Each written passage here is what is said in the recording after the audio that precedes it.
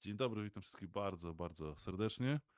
Ja nazywam się Mateusz, a jest ze mną Damian, szef o szefów Medieval Dynasty, a właściwie Render Cube, nie Medieval Dynasty, trochę to trzeba rozdzielić. Bardzo mi miło, że jesteś. Witaj, Damianie. No, witam Ciebie, witam wszystkich słuchaczy. Ktokolwiek dzisiaj nie przybył. Z tym szefem szefów troszeczkę za dużo, ale, A czemu ale nie tak. jesteś? Nie jesteś szefem? Ja siebie uważam bardziej za dewelopera slash pasjonata i robię to, co kocham, więc Czyli jesteś tym tak, typem tak, prezesa. tak. Okej, dobrze. E, to bardzo fajnie.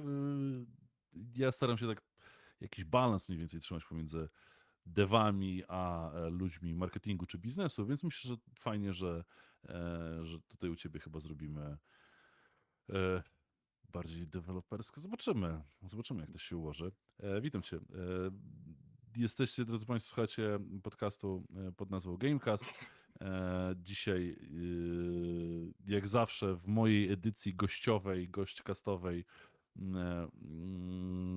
mamy gościa prezesowego, ale przeważnie mamy z branży game devowej, czy to marketingowców, czy bizdevów, czy ludzi publishingu. Damian akurat jest trochę, po trochu z każdego segmentu, tak myślę można powiedzieć, bo trochę macie publishera, ale jednocześnie sporo z tego, co robicie na co dzień, jest takim self-publishingiem, więc to jest chyba akurat całkiem fajne. I cóż, i macie ze sobą bardzo udaną premierę. Mam nadzieję, że o tym sobie dłużej porozmawiamy, ale też o tym, jak to się przechodzi mm, z outsourcera, w sensie third party development company, do self-developera, trochę self-publishera, bo mniemam, że mając publishera także robicie część rzeczy samodzielnie i też takie tam gdzieś tam słyszałem w paru czytałem wywiadach wasze ambicje, żeby tą kompetencję marketingową, wręcz publisherską rozwijać u was. Mm, No i cóż, no jak się jest, myślę, to nasze główne pytanie, jak to jest być potencjalnie nowym polskim Green Hellem, albo może kiedyś większym i nie wiem, lepszym może Green Hellem? Zobaczymy chyba, co? Dziękuję, że jesteś. Bardzo fajnie, że udało nam się to zgrać. Super, ja dziękuję za zaproszenie, bo nie powiem, że na nadmiar wrażeń nie, nie narzekałem ostatnio, ale tak, działo się tyle, ale chętnie znalazłem ten czas dla Was, bo lubię ten podcast też przy okazji, O, więc dziękuję bardzo. fajnie mi się Bardzo go miło. słucha, fajnie tutaj być. Eee, Jeśli chodzi o Green Hella i porównania do nas, jak najbardziej są dla mnie miodem na ucho, ale też czy lepsi, czy gorsi, to nawet nie ma co porównywać. Ja zawsze kibicuję każdemu devowi w Polsce. Ta branża, z którą się związałem już kupę lat temu, jest fajna, jest rozwijająca się, są mega ludzie i nie czuć jest tej takiej przysłowiowej konkurencji u nas. Z każdym można się spotkać, z każdym można porozmawiać. Jak mamy na przykład eventy, jak chociażby PGA i tak dalej, to widać tą zażyłość i nikt tak naprawdę nie myśli o tym, żeby się nie udało, a tym lepiej poszło. No nie, jest zdecydowanie w drugą stronę. Każdy kibicuje sobie, ja też zdecydowanie kibicuję każdemu zespołowi. Fajnie, że udało nam się osiągnąć sukces porównywalny, chociażby do chłopaków z klipów, bo jednak no, to było coś No to niezaprzeczalnie spora wielkiego. nobilitacja, tak, bo Tak, jednak tak. Creepy i Creepy Jar i Green Hell są sukcesem nie tylko deweloperskim, czy biznesowym, czy inwestycyjnym, ale w dużej mierze self-publisherskim sukcesem, o którym też moim zdaniem absolutnie za mało się mówi, tak, Tak. bo mieli ze sobą dosyć trudną historię, jakby punktu dotarcie do tego w punktu, w którym byli.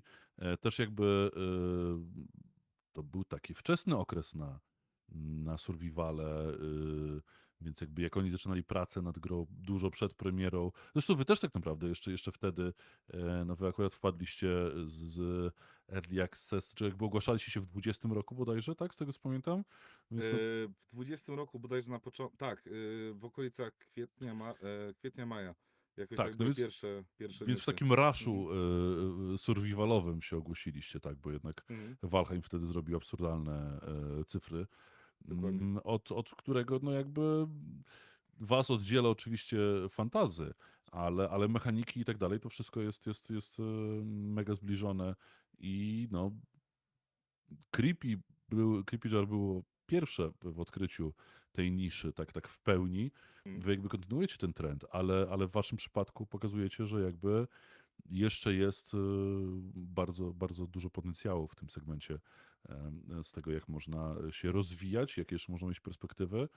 Mm, To nie wiem, ile to potrwa teraz, chyba E, trochę ciężko ocenić. Ja myślę, że wiesz co, to tak naprawdę jeszcze jest potencjał duży w tej niszy.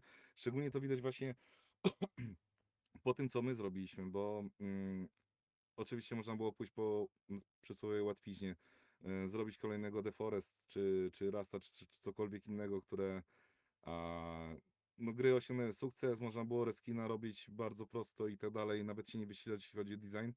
A my Mhm. podeszliśmy inaczej, dodaliśmy te elementy, które no, nie były dla survivali, praktycznie nigdy nie były implementowane, jak RPG czy ten city building. I myślę, że tutaj jest właśnie takie clue sukcesu tego Medievala, no i potencjał też dla innych tytułów, żeby trochę się może nie bać takich eksperymentów, bo to był eksperyment, to był duży eksperyment. My Nie czuliśmy, no, że ta gra jest fajna, mieliście, nie? mieliście wcześniej eksperyment z tego, co Tak, czytałem. to był duży. Monster League też był eksperymentem, ale wcześniejszy eksperyment w samym Medievalu, no to już było w ogóle to, że zmieniliśmy core gry na niedługo przed wypuszczeniem. To było coś ciekawego. Najlepsze pomysły Tak, wpadają w ostatniej chwili, więc tak, ale to jakby... było dość organiczne. Siedzieliśmy w zespole, właśnie To mieliśmy znaczy? przygotowany tytuł do prezentacji. To był chyba prezentacja na IGN-ie, no ważna rzecz dla każdego deba, tak? Mhm. Tak. Jednak jeden z większych portali na świecie chciał jakieś pierwsze prezentacje z naszej gry, mówił, coś trzeba dowieść. Wtedy byliśmy na etapie, kiedy systemy już mniej więcej działały w jakiś sposób, ale mieliśmy zupełnie inny pomysł na to, jak to ma wyglądać. Zrobiliśmy to demo, puściliśmy do IGN-a, ale wcześniej je ograliśmy. I Okej. 99% zespołu powiedziało, kurde, coś tu nie klika, coś tu jest nie tak. I po tamtym momencie usiadłem sobie na spokojnie, rozważałem wszystkie za i przeciw, mówię, mamy raptem, tam bodajże było wtedy 4 miesiące do premiery. No, Mhm. ryzyko bardzo duże, żeby coś zmieniać, ale Ale stwierdziłem, co że zmieniliście? Co z czego, jeśli można e, wiedzieć oczywiście? Bo tak, ja to nie już wiem, się. czy ty chwaliłeś się tym gdzieś po drodze w jakichś Wiesz wywiadach, co, czy... chyba możliwe, że raz to Okej, bo tak powiedziałem, przeskanowałem gdzieś tam parę jakichś twoich jako wywiadów, ale nie ciekawostkę, tak. rzuciło mi się to w Tak. oczy, bo to jest ciekawe akurat, E, mega. to było tak, że gra miała być survivalem z krwi i kości, czyli faktycznie przetrwanie Mhm. i tak dalej, i tak dalej. Chcieliśmy dodać ten wątek właśnie rozwoju własnej, może nie osady, a powiedzmy wioseczki lub twojego gospodarstwa. Jako taki właśnie parobek, ten średniowieczny. No i oczywiście zaimplementowaliśmy to wszystko fajnie. Wymyśliliśmy, że to będzie story driven, czyli po prostu będziesz prowadzony krok po kroku za rączkę przez historię, którą ktoś tam ci będzie opowiadał. Miało to być harsh survival i miało się zaczynać w zimie. Niestety wtedy, pamiętam, nie byliśmy jeszcze tak zaawansowani, jeśli chodzi o pogodę w grze. Czyli ta zima była Mhm. zawsze ponura strasznie. O Jezus, to było bardzo ponure. To tak, że po prostu jak widziałeś pierwsze kadry i ujęcia z tej gry, no to było takie brzydkie. No bo nie było widać tego piękna świata po prostu przez tą zimę surową. A, I wtedy faktycznie zrobiliśmy story driven, czyli chcieliśmy podejść bardziej RPGowo, mocno RPGowo do samego tematu, ale strasznie długo trwał rozwój. Teraz też strasznie długo trwa, żebyście Mhm. tutaj nie myśleli, że jest łatwo w tej grze nadal jakoś się rozwijać i tak dalej, bo to jednak są dziesiątki godzin. Ale na tamten moment, zanim się cokolwiek odblokowało, żeś miał jakąkolwiek swobodę do budowy, to było bardzo długo. I my stwierdziliśmy, że to odrzuci każdego praktycznie na początku gry. E, Okej. że to nie będzie to. I wtedy może to samo z siebie też się narodziło, ale najłatwiejszą drogą, jaką my wymyśliliśmy na tamten moment, było zróbmy sandbox, odblokujmy to wszystko, po prostu dajmy te wszystkie mechaniki, które mieliśmy, które były super fajne, odblokujmy, niech gracze mają swobodę, niech robią co chcą, niech zrobią tam podstawowy jeden mały questik, czyli pogadają z kimś, damy im te prawa do osiedlania się i tak dalej, i niech idą w świat i niech robią co chcą. I to był strzał w dziesiątkę. Dodatkowo wiedzieliśmy właśnie też po tym, że jesteśmy dość mocni, jeśli chodzi o art, no bo przez wiele lat go robiliśmy. Mhm. a że chcieliśmy pokazać w ogóle, jak tam ładna gra wyszła, jako pierwszy zalążek tego, co się nam udało zrobić na tym Unrealu. I stwierdziliśmy, że zmieniamy w ogóle początek gry, zaczynamy od wiosny, żeby to było progresywne już względem tych sezonów. Zaczęliśmy od wiosny i wszystko klikło. Była ładna pogoda, był ładny też pejzaż taki, bo wybraliśmy specjalnie miejsce, które zaczynasz w lesie, ale szybko ci prowadzi znacznik do punktu, gdzie masz dojście do takiej wioski, która jest w dolinie. Mhm. I ten pierwszy pejzaż, jak zaczęliśmy testować to pierwszy raz, to było takie wow, ale to wygląda, no bo mieliśmy duże zasięgi widoczności, na przykład obiektów i tak dalej. Stwierdziliśmy, że to jest właśnie to, co chcemy pokazać graczom na początku. Słuchajcie, hej, wiemy co robimy, jeśli chodzi na przykład o art. Ta gra będzie ładna, zaufajcie nam. Potem early accessie dołożymy wszelkich starań, żeby to podeprzeć jeszcze tylko bardziej do zdania, tak? I faktycznie od razu był taki efekt endorfin, które uruchomiły się u graczy na samym starcie, że mimo, że to był early access, mimo, że to było niedokończone, wiele systemów było bardzo ubogich i to naprawdę bardzo ubogich, to było taki premis, że hej, to jest dobry start. Dobry początek, zaufajmy im, pograjmy jeszcze, sprawdźmy. I faktycznie oni przetrwali przez ten pierwszy moment, czyli tych kolokwialnych 2 godzin najważniejszych. Mhm. Doszli do momentu, kiedy już zaczęli odblokowywać sobie skille, bo mieliśmy skill tree, mieliśmy te budynki, mieliśmy tych NPC-ów, mogliśmy mieć tą żonę i tak dalej. Zaczęli się tym bawić i się okazało, że to bardzo fajna gra wyszła. No i super, gratulacje. Dobrze zwracasz uwagę na Arta, bo no, że Valheim też tym grał, Mhm, tak? Art i muzyka, no są absolutnie po prostu mega miodne, tak? No jakby tam mogło sobie też na to pozwolić, trochę inne barwy, trochę te rozmycie jakby grało swoje. mhm. I stylistyka I sama w sobie, nie? tak, jakby to tamta gra światłem zupełnie, no mówię, to połączenie rozmycia i światła, jak tam się wchodziło w pierwszy raz do lasu, to faktycznie tam czuło się przez ten las otoczony, tak? U was jakby czuć trochę większą wolność w tym, co można zrobić. Jakby oba uczucia są mega pozytywne, ale też no, oni strzelili się mocno z muzyką.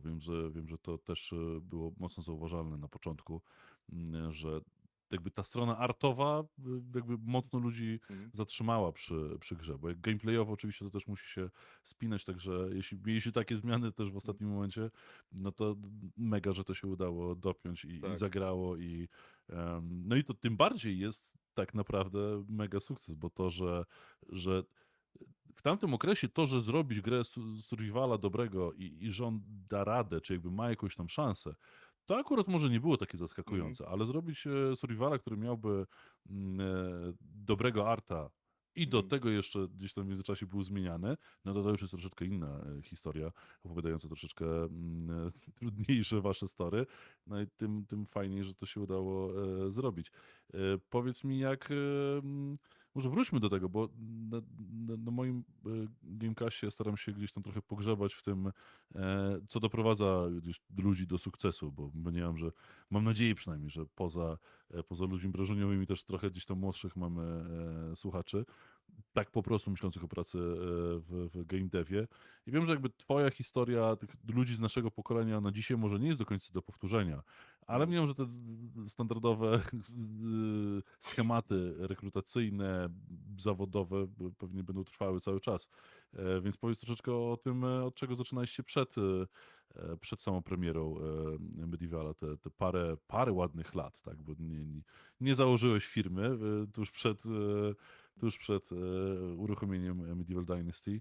Nie, to Jak nie był boom gendewowy zbierania, tak, wszystkiego zespołu i tak tak, dalej. tak, Tak, tak. więc powiedz to, jak to wyglądało u ciebie, bo też warto to nadmienić, tak, że da się przejść z właśnie z jednego miejsca, w którym byłeś, potem w trochę innym i ostatecznie na własne. To jednak trwało i to był bardzo no, długi proces, bo to ile zajęło?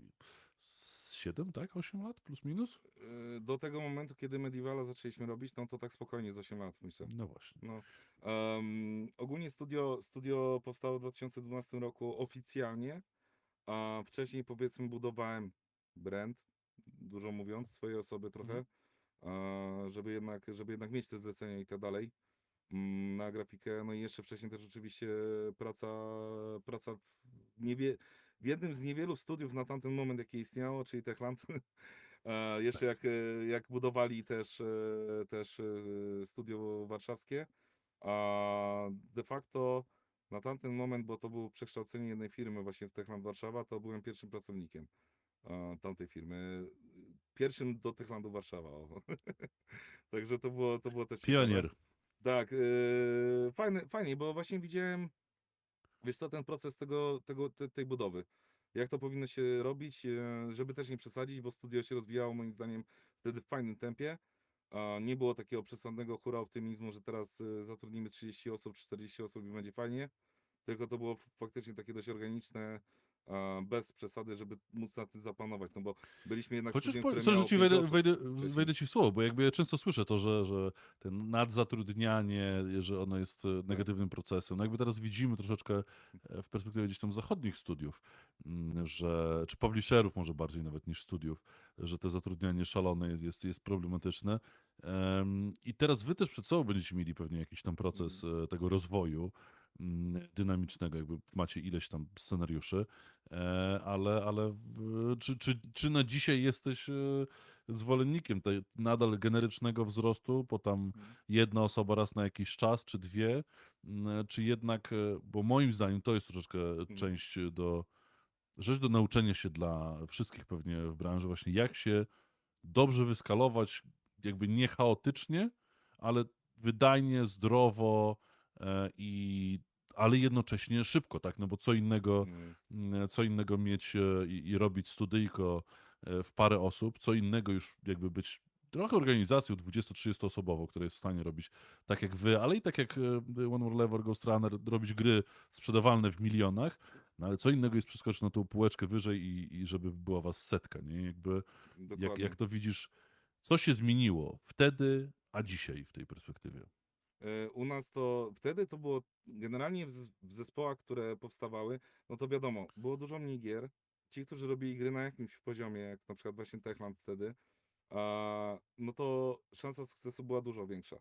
Te pieniądze jednak spływały, tak? Więc samo skalowanie, ale też nie było właśnie przesadne, bo nie było specjalistów. Praktycznie, no nie mogłeś w tym momencie liczyć na żadne rzeczy takie jak są teraz, że na uczelniach na przykład się jakkolwiek nauczą, bo faktycznie kiedyś podchodziłem do tego tak, że no nie będzie żadnej uczelni, która nauczy cię gier. Teraz to się zmienia. Mhm. Produkcja gier jest na tych uczelniach jest nawet na dość fajnym poziomie, bo sam widzę po Super. swoim zespole, który mam tutaj, część zespołu jest z Politechniki Łódzkiej chociażby. Współpracujemy z nimi bardzo ściśle, jeśli chodzi właśnie o ich konkursy, na przykład ZTGK robi zespoły tworzenia gier komputerowych. Mhm. Bardzo fajna inicjatywa i mają ten swój kierunek właśnie tworzenia gier komputerowych i ludzi faktycznie tam uczą czegoś. Nie przychodzą zieloni. Powiedziałbym, że to są juniorzy oczywiście, no bo wchodzą do branży, ale to stricte nie jest junior, jak kiedyś by się definiowało juniora, który de facto pierwszy raz zobaczył, nie wiem, czy Studio Maxa nauczy, tak? I trzeba było go kształcić od zera. Czy z programowania, tak? Zobaczył, umiał coś programować, ale nigdy nie robił w game devie i trzeba było go doszkolić do tego, tak? To już nie są takie czasy, więc to jest fajne.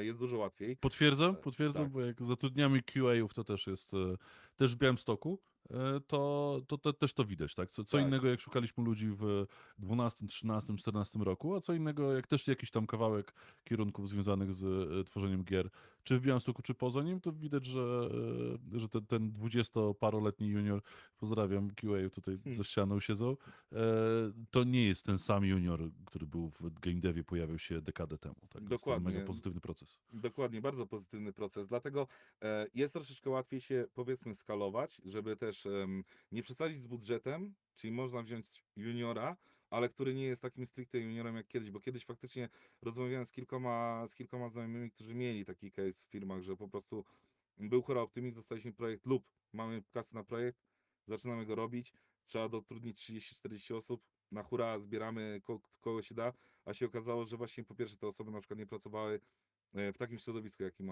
oni operowali wtedy, tak? Czy to jest ten silnik, czy cokolwiek. Nie pracowali w branży wcześniej. I te wszystkie rzeczy się nakładały tak, że w tym momencie core team, który powinien de facto zająć się od samego początku projektowaniem, szlifowaniem gry, dostosowywaniem projektu do potrzeb gracza i tak dalej, i żeby ten core stworzyć właśnie, nad którym mogą pracować nawet juniorzy później, zajmował się szkoleniem juniorów. I to jest największy problem tych studiów, które się za szybko rozbudowują. U nas jest zupełnie inaczej, bo od samego początku, jak tylko studio powstało, mm, core sobie dobierałem właśnie ludzi, którzy widziałem, że mają potencjał. Oczywiście trzeba było ich doszkolić, ale też robiliśmy troszkę inne rzeczy. I bez takiego potencjału, który bym widział, że mogą na pewnym poziomie robić chociażby asety, to ich nie brałem do siebie. I ten core się budował, to jest mniej więcej takie 8 do 10 osób w tym momencie, jakim jesteśmy teraz. I jak dotrudniliśmy kolejne osoby, jest nas teraz 36 osób, to to był proces dosłownie przez 3-4 lata robiony i dochodziły na przykład po jednej, po dwie osoby raz na 2-3 miesiące, 4 może. I to nie było tak, że ten core team musiał siedzieć nad nimi, tylko oni właśnie tak byli już troszeczkę doszkoleni, bo już wiedzieli skądś indziej o etapach produkcyjnych i tak dalej. Bardzo szybko się wdrażali i ten nadzór był minimalny. Czyli ja nie traciłem czasu bezcennego praktycznie Mhm. seniora czy leada, żeby siedział nad tymi osobami, więc to było bardzo organicznie robione. No niestety parę zespołów się przejechało na tym dość mocno swego czasu i no to jest duży błąd. Tak samo też jest mylne myślenie e, wielu osób. Ja o tym się przekonałem, na szczęście wiedząc, mając świadomość tego Mhm. procesu, ale przekonałem się o tym też kiedyś. Zatrudniając 2 razy więcej osób, praca nie postępuje 2 razy szybciej. I Tak. to jest sedno tego, że dużo osób przeliczało się, a na przykład znam przykład jednej produkcji, która była obliczona na przykład 20 osób, bo myśleli, że jak się rozbudują o kolejne 10, to będzie 2 razy szybciej, więc zdążą w tym czasie. Finalnie skończyli na 30 paru, bo się inaczej nie dało. Budżet padł, wszystko padło na końcu. Overestimate praktycznie z każdego milestone'a, jaki był. No i finalnie się nie udało, tak? Koniec końców. Więc no, są pewne rzeczy, na które trzeba zwracać uwagę bardzo mocno. Mm, Ja wychodzę z założenia, że teraz przy tych rzeczach, które mamy, chociażby silniki dostępne, oprogramowanie, które no, da się na darmowym. Nie mówię, że polecam, ale da się na darmowym robić. E, że da się zrobić grę, da się zrobić projekt w małym gronie, nawet jako taki vertical size premise czy cokolwiek, który pozwoli może nie tyle zmonetyzować, ale go wypromować w jakikolwiek sposób, żeby móc tą szansę sukcesu powiększyć, na tyle, żeby późniejsze problemy, które mogły być na przykład z ekspandowaniem projektu, z ekspandowaniem zespołu czy samej firmy, no nie nastąpiły finalnie na końcu, tak? Dlatego ja to bym polecał, szczególnie to widać na przykład po game jamach. Potrafi mały zespół usiąść i zrobić fajny projekt początkowy, tak? Później co z nim zrobią, no to już jest inna sprawa, ale mając w głowie, że hej, zrobiliśmy to w 4, a weźmy sobie na przykład, nie wiem, kolejne 4 osoby do zespołu, no nie będzie takiej hardcore, żeby ich nie wiadomo jak bardzo poświęcać im czasu, ale damy radę zrobić na przykład to w rok i wypuścić, mając jeszcze w zanadrzu, nie wiem, jakąś kasę od wydawcy, Mhm. czy od inwestora, czy od kogokolwiek innego. Ryzyko małe, szansa duża, róbcie to. Ale Okej. przy już takiej skali, jak są duże zespoły i często, no, tak jak powiedziałeś, zwolnienia w branży, tak? W tych największych, no, no słabo to brzmi, źle wygląda, jak nagle widzisz artykuł, że zostało zwolnionych 500 osób, nie? No ale to jest ten efekt skali, efekt przeliczeń i Możliwe zarządzania i tylko w tak dalej. Ameryce. Tak, to jest coś niesamowitego. No u nas też trochę tych rzeczy było, no ale większość to po prostu brak sukcesu, no bo rynek jest trudny. Właśnie to, co wcześniej powiedziałem, że jest dużo dostępnych narzędzi, jest prosto robić gry, właśnie dlatego ich jest tak dużo w tym momencie na rynku, tak? Na samym Steamie, z tego co pamiętam, w zeszłym roku, no ile, 14 tysięcy premier. Tak, No to liczba, jest to jest cyfra śmierci. Po prostu te abstrakcyjna 14 wręcz. 000. Tak. Dobrze, powiedz mi tak, bo tutaj w komentach akurat na YouTubie mamy Mhm. pytania. Jedno było z pytaniem, czy CV, czy grafikę gdzieś tam wpisywałeś w CV, ale to już może sobie Mhm. zostawmy. Gratulacje masz na pewno odnośnie koopa i tak dalej, ale Dziękuję. ostatnie pytanie od Marka, nie wiem, czy będziesz mógł odpowiedzieć, jak obecnie wygląda sprzedaż dzienna i jako poprawi zyski RenderQ w 24, ale nie wiem, czy chcemy robić tutaj. Nie wiem, czy ty Eee, możesz pewnie nie wszystko nawet możesz powiedzieć, bo Biz, pewnie czekacie na raport. bizdevowo myślę, że nie będziemy tutaj rozmawiali, szczególnie, że moje stanowisko odnośnie też pokazywania danych sprzedażowych i tak dalej jest dość jasne. Ja chcę pokazywać klarowny obraz sytuacji, jaki jest. Nasza gra to jest long seller, to jest przede wszystkim. To jest też słowo, które możemy później wytłumaczyć też widzom, na czym polega różnica między grami, które osiągają sukces pikowy, czyli zaraz po Mhm. premierze, no i zlatują często w nicość, Ale to też nie jest złe, bo oczywiście takie produkty są, szczególnie narracyjne produkty, czy fabularki, które po prostu ogrywasz raz i już do nich nie wracasz, ale osiągają też super sukces, no ale mają krótki ogon Mhm. sprzedażowy. U nas to troszeczkę inaczej wygląda, że po prostu w grę się długo gra i ta sprzedaż no, postępuje przez miesiące. No i w tym momencie sprzedajemy grę 3 lata, praktycznie na tym samym poziomie. A to jest, Mhm. to jest moim zdaniem ciężko osiągalne i to jest troszeczkę taka domena gier, które są dość uniwersalne w ogrywaniu. Nasza jest. Można sobie wymyślić cokolwiek. Dzisiaj będę orał pole, a jutro pójdę robić questy, tak? więc, więc, więc Farming Simulator tylko, tak, tylko w średniowieczu de tak. facto. Jest Dlatego pytanko, kiedy będzie, czy pojawi się raport sprzedażowy, ale e, mniemam, że pewnie zrobicie na koniec e, kwartał czwarty, pewnie musicie gdzieś tam e, w lutym chyba dopiero, tak? Gdzieś tam tak, wrzucić, więc myślę, że to nie, będzie. ja osobiście bym się nie spodziewał wcześniej i Tak, to będzie mniemam, że to pewnie tak będzie. w okolicach kwartału, szczególnie, że potrzebujemy też dane za pełny miesiąc, Mhm. żeby to wszystko podsumować. Nadal też mamy kampanię marketingową, którą cały czas działamy i rozwijamy. Przed nami Winter Sale. Ja generalnie obstawiam, że najprędzej po prostu będzie to przy kwartalnym sprawozdaniu. No i sami też chcieliśmy po prostu podsumować taką premierę no, po dłuższym czasie niż ten tydzień, czy Mhm. jak inni to robią po 3 dniach. Nie ujmuję absolutnie, bo to jest też jakaś strategia informowania wszystkich o sukcesach, tak? I tak dalej. Ale szczerze, ja patrzę na ten sukces w perspektywie kilku lat, a nie kilku dni, No więc, tak. No. więc Znaczy, tutaj to ja muszę mieć te dane, bo szczególnie nawet jeśli chodzi o to, co powiedzieć ludziom, co my dalej robimy z tą grą. To też jest. Ja nie podejmę decyzji po 3 dniach sprzedażowych, tak? Że nagle, no robimy co ty, dodatek albo cokolwiek. gra się zaczęła o 17 Tak, weszło, więc ja myślę, tak. że o 24 tego samego dnia Już bym podjął decyzję, już tak. nie, już nie. Ja strzelę, że już miałeś w głowie, co tam się wydarzy, nie? Scenariuszy było E, dużo, tak, ale powiem tak osobiście z mojej perspektywy, premiera przebiła wszelkie moje oczekiwania. Ja jestem dość konserwatywny w podejściu do takich rzeczy, więc oczywiście no optymistycznie 30 też kafli podchodzę. Tak, to na było coś, Steamie, więc jakby to tak, jest.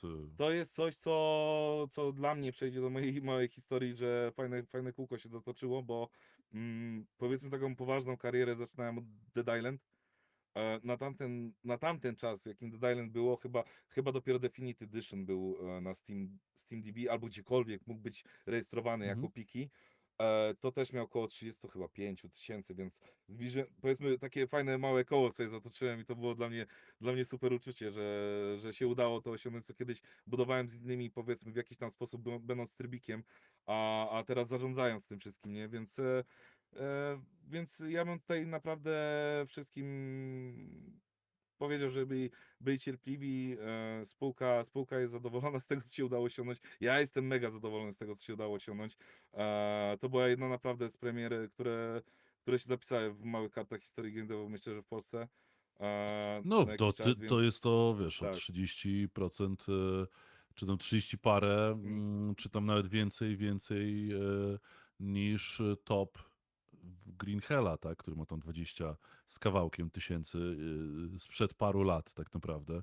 dokładnie. Więc to jest duży sukces i wiem, że to porównanie do Green Mm, Hella będą jakby najprostsze do mm, wyjaśnienia, bo jednak gra tego konkretnego typu, która jest longsellerem, bo co innego pik dla gry, która tam premieruje się i gra się w nią 5 mm, dni, czy tydzień, czy 2 tygodnie, potem się o niej zapomina, tak? No to tam te sferki mm, inaczej wyglądają, a przy longsellerze, w którego grasz całymi miesiącami, e, no to wiadomo, że ten pik jest niższy niż AAA, który tam wyszedł i się gra w niego tydzień, mm, ale jednocześnie odniesienie do takiego Green Hella i że oni w swoim piku zrobili 20 parę kafli i sprzedali te 5 milionów gier, a wy sprzedaliście półtora dane z połowy roku, więc teraz jest tam odpowiednio więcej, ale już przebiliście ich pik mm. o te kilkadziesiąt ładnych procent, no to tu już jakby wystarczy zrobić prostą matematykę, gdzie macie sufit, tak więc, ale rozumiem, że to na razie jest też E, kwestia przyszłości. tak, Co możecie też powiedzieć o sobie, co planujecie, bo to jakby macie sporo mhm, perspektyw i no właśnie, bo to też jest to oddzielna kwestia, sukces, gratulacje zasłużone i tak dalej. To jest jedna rzecz. Ale mnie osobiście dużo bardziej interesuje, jakie macie kolejne kroki, i o tym też się moim zdaniem, znaczy akurat na Twitterze akurat dużo się mówi. Tak, Twitter following macie mega, także tam macie tak. sporo fanów i Zofia, i nie Zofia, także, Mm, także pozdrawiam wszystkich Twitterowiczów inwestycyjnych. dokładnie. I tam macie takie zauważenie dosyć wyraźne. Myślę, że może trochę w prasie za mało się jeszcze o tym mówi, też nawet trochę inwestycyjnie. Ja tam za mało widzę to, Mhm, że w roku, w którym się dużo jakby procesów ujawniło negatywnych, branżowych mhm, i jakby dokładnie. sporo gier się bardzo wyfailowało i jakby mieliśmy całą czarną serię tytułów polskich, studiów polskich, które miały mega problemy, to tam nie jesteście, wiesz, chlubnym wyjątkiem, tak? Tylko jesteście nad samą gdzieś tam czołówką gier najlepiej, które się ogarnęły, studiów, które się ogarnęły w tym roku w Polsce. I jakby to przed wami jakby kreuje nie przyszłość taką, że będzie dobrze, że sobie poradzicie, że sobie za rok, w perspektywie roku zatrudnicie te paręnaście osób Mhm. i będzie fajnie, tak? Tylko przed wami jest właśnie ten przeskok dalej i wyżej, więc myślę, że to jest mega ciekawa perspektywa, tak? To jest fajna, ciekawa perspektywa i to, co powiedziałeś, że ten rok nie był lekki, ja myślę, że to też em, głupio mówić, tam troszeczkę się obrywa po tym, co się działo właśnie w tym roku, bo też nie patrzę, no ja przede wszystkim patrzę na to właśnie, jakie mamy plany na przyszłość, co jest przed spółką, czy ma zapasy, czy ma tą perspektywę takiego spokojnego, fajnego dewelopowania projektów i robienia tego dobrze, przede wszystkim bez żadnego ciśnienia takiego zewnętrznego, takie jak kiedyś mieliśmy, czyli na przykład gotówki, braku jej i tak dalej. To są ważne rzeczy dla takich spółek, tak? Znają, wszyscy Tak, znają. tak, wszyscy znają i, i tutaj właśnie to pokłosie tych problemów tegorocznych troszeczkę na nas się odbiło. Ja nie patrzę na to przez pryzmat źle czy dobrze, no tak jest i z tym nic nie zrobimy, tak? Wszystkie decyzje inwestycyjne to nie należą do mnie, tak? Wśród ludzi, którzy obserwują tą branżę. Jedynie co widzę, co mogłoby troszeczkę poprawić może nastroje tych ludzi tak naprawdę, żeby pograli w tytuły, które inwestują, bo to naprawdę dużo by pomogło, Mhm. żeby zobaczyć, co tak naprawdę się weszło i można byłoby ocenić to, czy to ci się podoba, bo jak kiedyś cokolwiek robiłem, to patrzyłem przez chwilę, czy to mi odpowiada, czy to mi się podoba, czy mi się ta gra podoba. Tak samo jak designowaliśmy chociażby Medieval Dynasty. Jakie gry nam się podobają? Czy wcześniejszą grę, którą zaczęliśmy robić sobie dla fanu, ten Monster League, tak? Bo byliśmy fanami wszyscy Crash Team Racing ze starych dobrych czasów. Jeszcze Playki 1. I stwierdziliśmy, kurde, spróbujmy sobie zrobić taką grę, dawno tego nie było, zróbmy to w jakimś tam klimacie, coś tam. E, Zawsze wszystkie decyzje w ten sposób podejmowaliśmy, bo sprawdzaliśmy to, co było fajne na rynku, czy to, co byśmy chcieli sami pograć. No i to było taki zlepek właśnie pomysłów, które byśmy chcieli pograć. Ja sam byłem fanem Survivali, Subnautica uwielbiałem. The Forest ogrywałem, Rasta i tak dalej, więc generalnie dla mnie to był bardzo, bardzo dobry klimat, plus dodatkowo właśnie ten city building też był takim aspektem, bo ja jestem fanem Anno od serii 1602. Y, y, Pierwszego Anno, które wyszło jeszcze kilkanaście Tak, lat temu, więc czy zaraz się kilkadziesiąt, umówimy na więc jakąś potyczkę multi, także śmiało. Także jest dla mnie to był taki trochę no-brainer, żeby spróbować. Oczywiście jak rozmawialiśmy o tym zespole, to było ale jak z pierwszej osoby, nie? No to był taki ciężki temat, bo zarządzanie wioską, czy robienie tej ekonomii takiej, żeby ona była zrozumiała dla gracza pierwszoosobowego, gdzie mieliśmy na samym początku go tylko, no to nie było proste. No i teraz zrobiliśmy tak de facto drugi symulator w symulatorze, bo część gry na pewnym etapie się na okienkach gra u nas w grze przy zarządzaniu, więc tak, nie było to łatwe, no ale to były właśnie rzeczy, które my lubiliśmy w innych tytułach i stwierdziliśmy, że spróbujmy, tak? I tutaj to właśnie mógłbym doradzić wszystkim inwestującym, bo nawet ta niewiedza, no szkodzi, tak? jasne. Kolokwialnie mówiąc. Jasne. A powiedz mi, to może jeszcze wróćmy na chwilkę do przyszłości, bo tam przerwaliśmy. Mhm. Przepraszam za Śmiało. odbicie od tematu. Jeszcze dokończ jakby swoją historię. Techland i Tak. potem? W Techlandzie byłem do chyba przed Riptide'em, jak Dead Island Riptide powstawał, to już był Call of Juarez trzeci. Już nie pamiętam, co tam po drodze jeszcze robiliśmy. W każdym razie, no to było do tego momentu. Rozstałem się z Techlandem, stwierdziłem, że chcę trochę odpocząć też. Zrobiłem sobie taką dłuższą przerwę od game devu. Lubię wędkować, to po prostu byłem zapalonym wędkarzem w tamtym momencie. I Okej. pojeździłem sobie trochę na rybki i tak dalej, ale przyszło to Czyli zderzenie z prawie zrobiłeś rzeczywistością. Ultimate Fishing wtedy, tak? Tak, Prawie? tak. A powiem szczerze, że właśnie jednym z pierwszych projektów, jaki rozważaliśmy, to był właśnie symulator wędkarza, ale wtedy zrobili Ultimate Fishing. Więc już było po zawodach.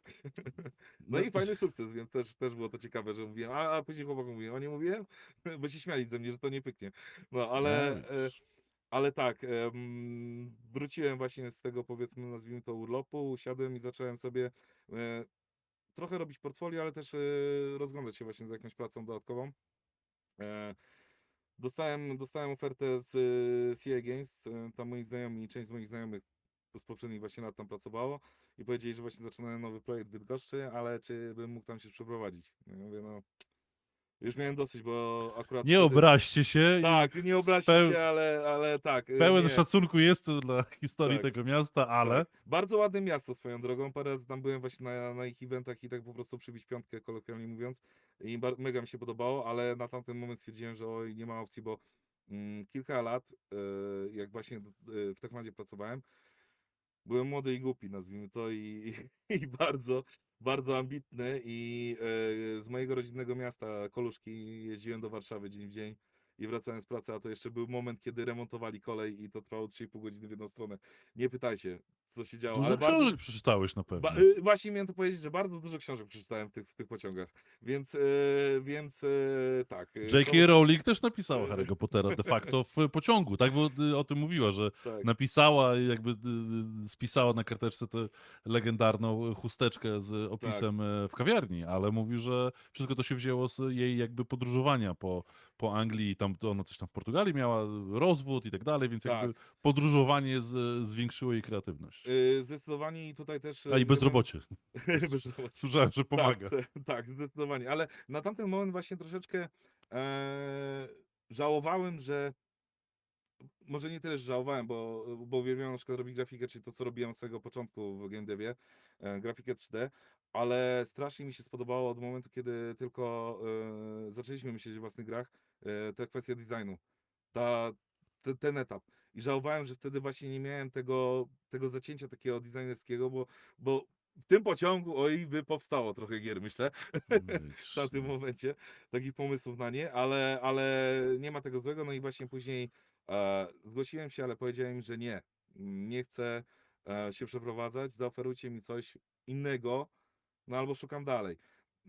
No i wtedy zaproponowali mi też pracę zdalną, e, żebym pracował sobie zdalnie, ale założeniem do tej pracy zdalnej było załóż firmę. Ja wtedy nie wiedziałem, z czym to się dokładnie je, bo po prostu byłem etatowcem, Mhm. ale powiedziałem spoko. Założyłem firmę 1 czerwca, Dzień Dziecka, Render Cube'a. No i teraz jest I dziejec, także teraz tak. pomyśl w drugą stronę, bo jakby też się sporo w mediach, komentatorów niektórych się wiesza psy na, na działalności, także robienie na tam, nie na etacie, tylko zakładanie działalności, że to ściema, że to tylko Mm, uciekanie od podatków i tak dalej. Jakby tak, oczywiście do pewnego punktu, ale mam nadzieję, że ktoś kiedyś za parę lat usiądzie i napisze o tym doktorat albo coś więcej pod tytułem jak bardzo bycie mm, mikroprywaciarzem w mm, Polsce, czyli zrób to na działalności, tak. faktycznie wznieciło w ludziach kreatywność. Bo rozumiem, że potem tak naprawdę to ci trochę ułatwiło pójście do przodu, czego pewnie byś na etacie Zdecydowanie. nie zrobił, nie? Nie zrobiłbym absolutnie, bo nawet samo kwestie rozliczeń między firmami jest dużo łatwiejsze. To no, jest obvious, tak? Wystajesz fakturę, jest załatwiony temat, ewentualnie jakaś umowa do tego i to jest wszystko. Na tamten moment też bardzo dużo firm nie chciało się bawić w umowy o dzieło, do każdego zlecenia i tak dalej. Właśnie chcieli mieć takie już na przykład umowy długoterminowe.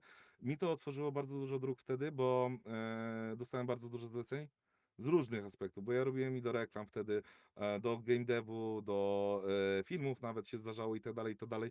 Więc tego było masa. I właśnie to mnie pchnęło do tego, że już nie daję rady, bo faktycznie wtedy taki kompleks muszę pracować, wpadłem, odpocząłem, to teraz jedziemy. Pracowałem dla CA Games, jeszcze robiłem właśnie po godzinach bardzo długo, no i przestało mi starczać doby. I stwierdziłem, że trzeba zatrudnić ludzi, no i to po prostu się organicznie zadziało. Nigdy bym o tym nie pomyślał wcześniej, oczywiście, żeby coś takiego robić, tylko to po prostu wtedy się organicznie zadziało. Zacząłem też dostrzegać pewne rzeczy, jak wygląda rozwój firm, taki naturalny, bo na pewno każdy sobie zastanawiał, o, skąd firma wiedziała, żeby na przykład zatrudnić sobie office managera.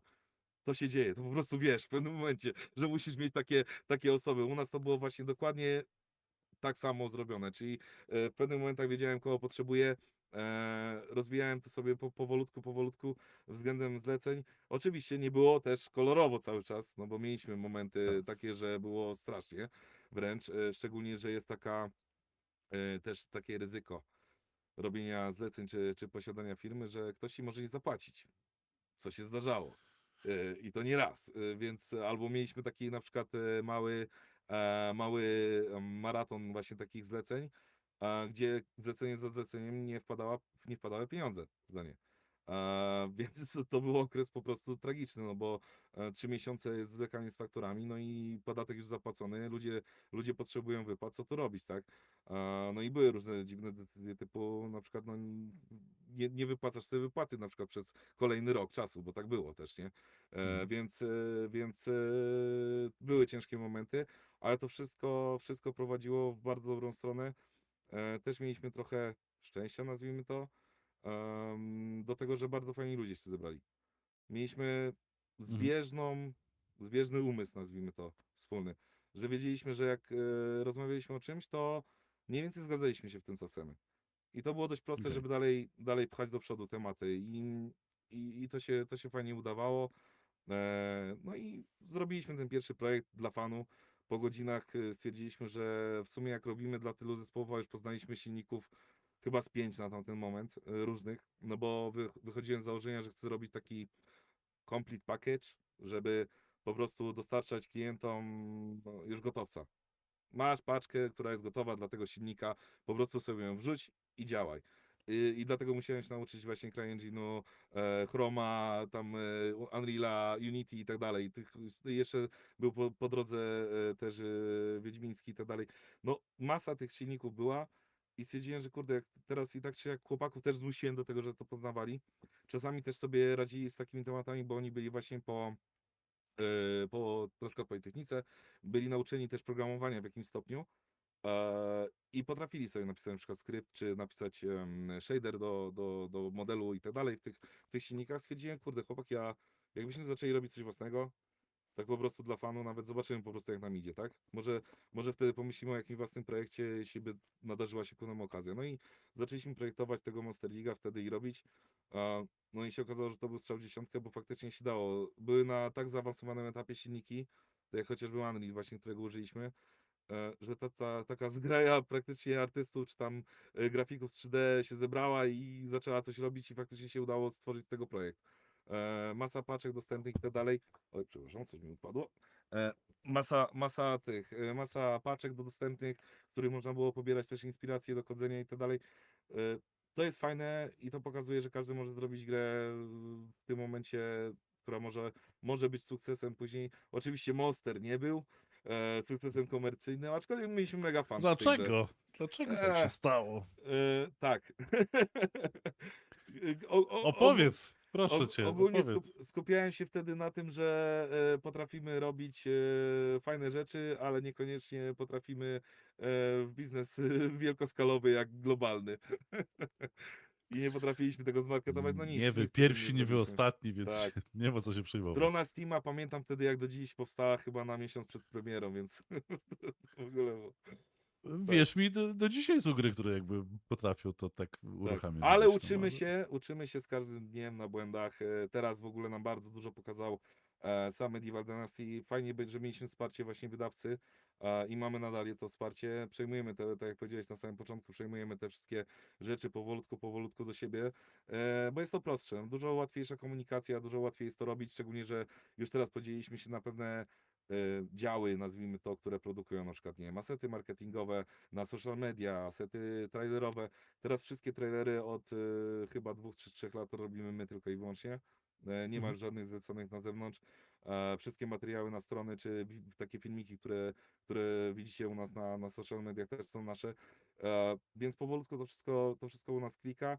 Uczymy się tego, zbieramy feedback, no i przez to, że tak się gra zeskalowała przez ten czas, osiągnęła taki sukces, mamy community tak rozbudowane, to też nauczyliśmy się zarządzania community i tak dalej, więc te wszystkie rzeczy, które kiedyś błędy popełnialiśmy, mam nadzieję, że już nigdy nie wrócą i tylko wyciągniemy to, co najlepsze z tego, co teraz udało się u nas ugrać na tym Steamie chociażby, czy innych platformach. Chociażby samo to, że dla ludzi, no wiadomo, Steam jest najważniejszą platformą, bo jest największa. Najwięcej sprzedaje to dalej i absolutnie się bym skupiał na niej. Jednak my wypuściliśmy już na chyba 8 platformach różnych, plus jeszcze sklepy digitalowe i tak dalej. To też był ciekawy kawałek chleba do zjedzenia, no bo trzeba było SDK dostosować tych sklepów i tak dalej do tego, żeby produkt działał, więc też know-how nowe, które zdobyliśmy, no niezaprzeczalnie się przydało, jak chociażby też porty konsolowe. No nigdy nie myślałem, że będę miał grę na konsolach. Nawet jakbyśmy byli indykiem czy cokolwiek, no to zawsze zakładałem, że okej, no będziemy robili te PC-owe gry, no i tyle, tak?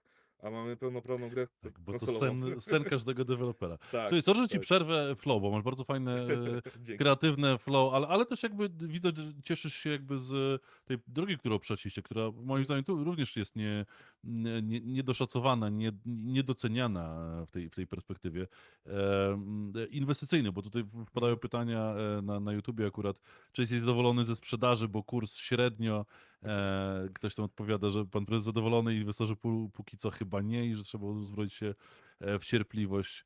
E, Em, ja, jakiś komentarz co do kursu, bo ja mam swoje przemyślenia, ale znaczy pozwolę, żebyś oczywiście. ty najpierw swoje powiedział.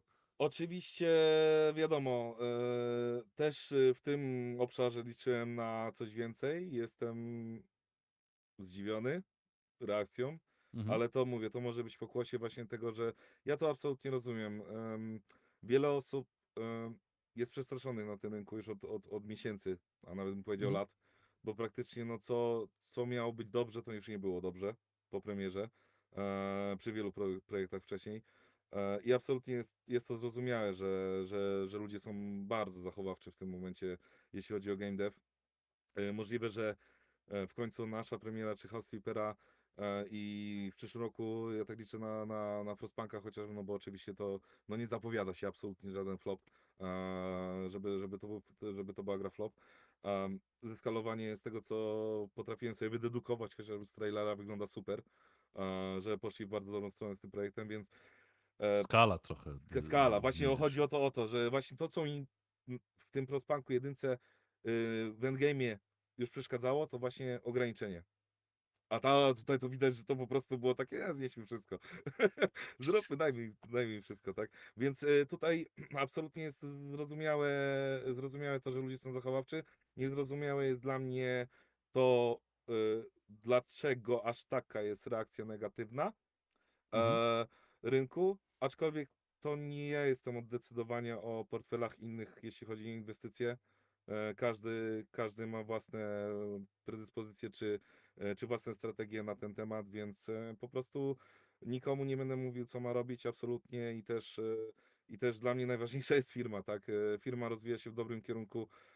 Wszystko to, co zakładałem, zostało przekroczone, jeśli chodzi o to, jaki sukces to był, jeśli chodzi o grę, właśnie przekroczenie tych progów graczy i tak dalej. No to jest. Ja byłem święcie przekonany, że jeśli już się uda, to może trochę przekroczymy na przykład ten próg 18 tysięcy, co kiedyś mieliśmy, bo jednak Mhm. gra jest 3 lata już na rynku, bardzo dużo zmonetyzowaliśmy jej wcześniej. Ten 1,5 miliona graczy kupiło tą grę wcześniej. I nie przypuszczałem, że ona jest tak w pamięci i w samym tym właśnie odczuciu tego, że to jest bardzo dobra gra, żeby aż tak bardzo zbustowała na tę premierę. I to jest super, bo to absolutnie, patrząc na chociażby te kilka dni, czy kilkanaście dni, co minęło od premiery, nie jestem absolutnie pewien, że w tym momencie to będzie kolejny longseller właśnie, czyli to, co chcieliśmy osiągnąć na 3, 4, 5 lat do przodu. I nie musimy No się i tak jakby naprawdę martwić o nic. myślę, że tu jakby możemy dodać, bo mówię, no, inwestorzy sami decydują. I Mhm. jakby ciężko też w naszej perspektywie chyba inwestycyjnej, naszego rynku i skali i jakby też trochę młodości pieniędzy, tak? Bo Mhm. Amerykanie czy Azjaci mają pieniądze, które są pokoleniowe, generacyjne, inwestuje się w perspektywie 5, 10, raczej nie 5 lat, a raczej 10, 15, 20 A lat, nie tak? 5 dni, tak. Tak, albo jak się inwestuje w startup, to się nie oczekuje w Stanach, że on za rok będzie Mhm. break-even robił, tak? I będzie wychodził na zysk. Tylko raczej daje się co najmniej kilka lat, gdzie u nas to jest to ciśnienie dużo szybciej.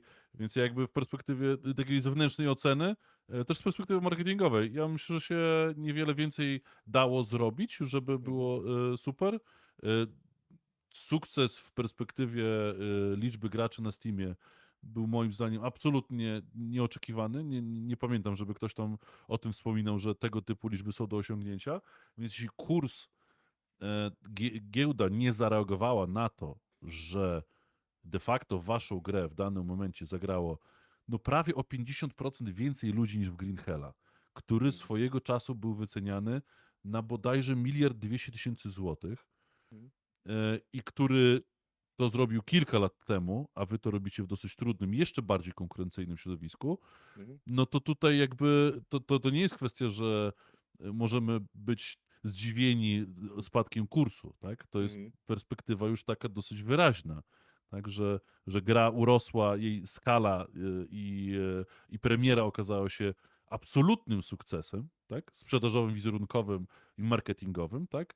Więc tu jakby, jeśli za tym nie poszło kwestia inwestycyjna, czy spadek kursu, no to są Tak, widzę, ciężko że jest to nie cokolwiek są chyba zrobić, tak. związane ze Mhm. sobą zjawiska w tym wypadku, Nie, bo tutaj sukces biznesowy nie mógłby być chyba większy tak naprawdę. tak, jedynie co, no to oczywiście moglibyśmy mieć na przykład lepsze miejsce w bestsellerach, tak?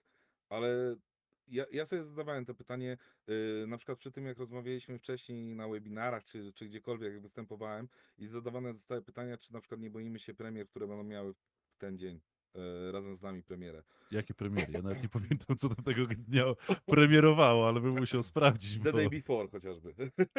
No to było tak, who ale to już cares? było The Day After, ale i zadawaliśmy sobie to pytanie, później też oczywiście patrzyłem sobie na to, że mówię, kurde, szkoda, że nie było tego na przykład top 10, tak? Ale jak zobaczyłem, jakie tytuły są za nami, które są na przykład w promocji i marki, które są po prostu globalne, miliardowe marki, to stwierdziłem, dobra, okej. Ja więcej nie chcę, bo naprawdę to, Nie ma tak się jak czym mówisz, no, przejmować. ciężko z perspektywy oceny naszej stwierdzić, że na przykład mogliśmy coś jeszcze lepiej zrobić. Oczywiście, pewnie mogliśmy, ale to, co zrobiliśmy, moim zdaniem było i tak Znaczy mogliście, wystarczające, ale nie tak. mogliście zakładać, że będzie Że tego będzie lepszy tak, efekt niż który dokładnie, osiągnęliście, bo już osiągnęliście ten efekt ponad swoje oczekiwania i rynku oczekiwania, już dokładnie. kogokolwiek, tak? Najzwyczajniej w świecie zaskoczyło, bo gra jest okej Tak. i wszystko w niej dobrze działa, tak? No to też Dla mnie, pytanko dla mnie jest o... najważniejsze, tak, przepraszam, że ci przerwę, No, ale dla mnie najważniejsze było to, co powtarzałem od samego początku, żebyśmy nie zepsuli bazowej gry. Czyli żeby ten tak. koop dodał kolejną warstwę entertainmentu dla ludzi, ale nie zepsuł core gry. A to było bardzo proste, żeby zrobić, bo mamy bardzo dużo rozbudowanych systemów. I to się udało osiągnąć. Oceny, oczywiście tam były komentarze, że oceny słabe i tak dalej. Na początku my się nie przejmujemy, bo praktycznie przy każdej aktualizacji, którą robiliśmy, narzekacze są pierwsi. No No bo to oni krótko grają w grę, albo nie grają w ogóle, albo po prostu im się nie podoba, koniec. U nas przez tak. to, że gra, średni czas rozgrywki to jest w okolicach chyba oficjalny jest 14 godzin, ale to jest tylko i wyłącznie dlatego, że są na przykład osoby, które 0,1 godzinę i oddały. A Mhm. nieoficjalne, które my widzimy na przykład w rankingach, jak sobie porównujemy ilość graczy z danego segmentu godzinowego, to jest prawie 40. To, Tak. to jest tyle godzin, że to nie da się ocenić po jednym, dwóch, czy nawet 3 dniach w żaden sposób. W tym momencie już jesteśmy po premierze, przepraszam, już jakiś czas, ustabilizowała się ocena na 90%, czyli taki jak mieliśmy. Ja jestem super zadowolony z tego, bo tego się najbardziej obawiałem, że mogliśmy widzieć, że nam się fajnie to wydaje, że się gra, a oceni masa, że nie, że to jednak jest coś złego, albo technicznie gra siadła. No nie, technicznie się udało to dowieść, udało się dowieść jakościowo, udało się też dodać tyle kontentu, że większość graczy jest super zadowolonych i mimo, że przeskoczyliśmy na kolejny level, jeśli chodzi o jakość tego produktu, super.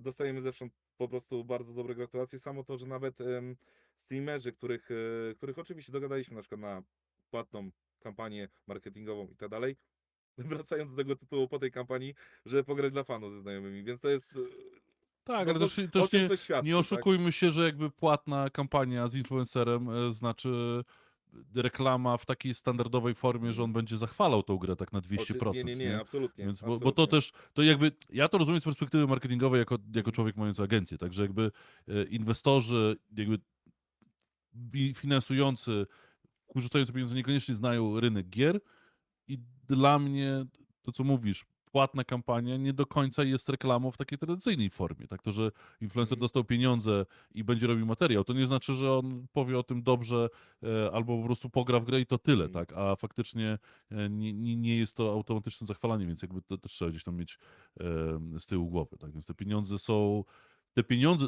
marketingowa kampania przy produkcie takim, jakim jest gra, no ona jest przede wszystkim inwestycją w relacje z twórcą, z jego społecznością, a nie stricte brandingiem i wyklejoną kartką papieru, która mówi, ten produkt jest ekstra, bo to nie to Tak, samo. Tak? tak, tak. I to mi uświadomiło, że po prostu gra jest dobra, no bo wracali do niej już po tym wszystkim, po prostu z czystego fanu, żeby sobie No i dalej to super. dokończyć, więc takie coś pokazuje właśnie, że nam się udało i myślę, że praktycznie na każdym polu giełdowe pole jest oprócz tego, że mogę zarządzać spółką w ten lub inny sposób i na przykład directionować w kierunek, który byśmy chcieli obrać, e, to tak naprawdę nie mam wpływu na to, co robi giełda, co robi GPW, co robią inwestorzy i tak dalej, więc tutaj no, każdy musi mieć własny rozum pod tym względem. Było też pytanko o Toplic i to, że odkupiliście od nich prawa, ale dalej dzielicie się zyskiem. Jak E, to wygląda? Bo to też jest. Sorry, że się spyta, ale mhm, no mhm, pytanka zrobiły się inwestorskie jakby, więc jasne. też jakby oddajmy sprawiedliwość ludziom i naszym słuchaczom i oglądaczom. Jak to wygląda? Bo to też mnie troszeczkę ciekawi w Mhm, perspektywie takiej publisherskiej, bo jesteście nie tak jak Creepy Jar, że robili wszystko self-publishersko, mhm. wy robicie z publisherem i jakby też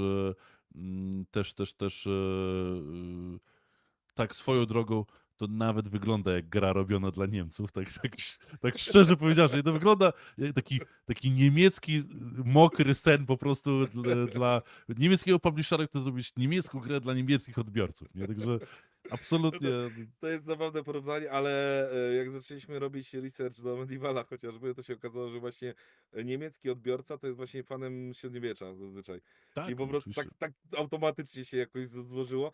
A też najwięcej materiałów ze średniowiecza, no to jest jednak z tego regionu, tak? Germanii i tak dalej, więc tutaj jest jakiś taki no, dziwne połączenie, ale to jest absolutnie przypadek. Oni do nas przyszli de facto z produktem, z jakimś premisem, pitchem swoim. My im złożyliśmy na samym początku, bo oczywiście jak szukałem wtedy partnera do współpracy jakiejkolwiek, gdzie to nie było proste, to pitchowaliśmy do wielu osób, wielu wydawców swoje gry, jakie chcielibyśmy robić. Tam była jedna taka gra średniowieczna, dość podobna właśnie w założeniach do Medievala wstępnego. I się okazało, że oni mają podobny pomysł, żeby zrobić grę w średniowieczu, ale chcieli na bazie tych swoich tam wcześniejszych Farmers Dynasty i tak dalej. Zrobiliśmy, pograliśmy w tę grę i powiedzieliśmy nie, absolutnie.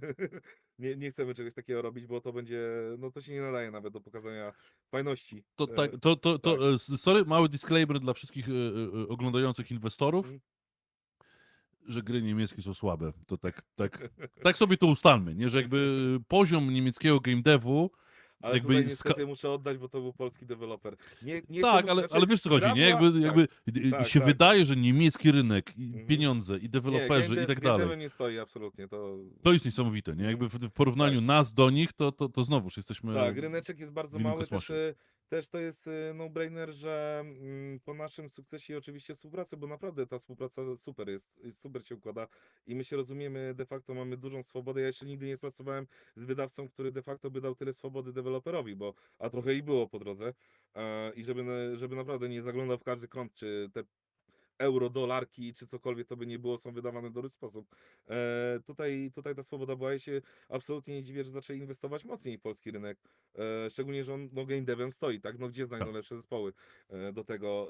Także tutaj to jest... Znaczy to też, side note, mniemam, że niemieccy publisherzy dopiero teraz się klepią po głowach i że mm, kurde, mogliśmy żeśmy w to wejść lat yy, temu 4, to tak, teraz byśmy frukty z tego ściągali, bo się tak, okazało, że niemieccy publisherzy nie weszli w polski rynek tak. I tak też mocno, tak, czy I w też ogóle. jako akcjonariusz u nas większościowy, no to bardzo dobrze powiedzmy żyjemy. A ja mam pełną swobodę w zarządzaniu spółką i jej kierunku, więc tutaj nie ma problemu z takimi rzeczami. I nawiązując do pytania odnośnie tego IP, my je wykupiliśmy, no bo po prostu to jest mimo wszystko firma.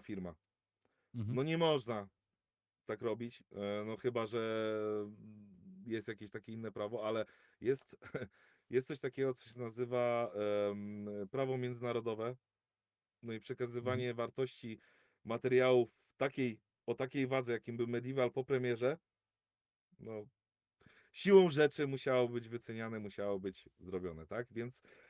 Więc my po prostu usiedliśmy do rozmów. Ja bardzo chciałem ten tytuł mieć u siebie, ze względu na to, że wiedzieliśmy, jaką pracę włożyliśmy w jego rozwój.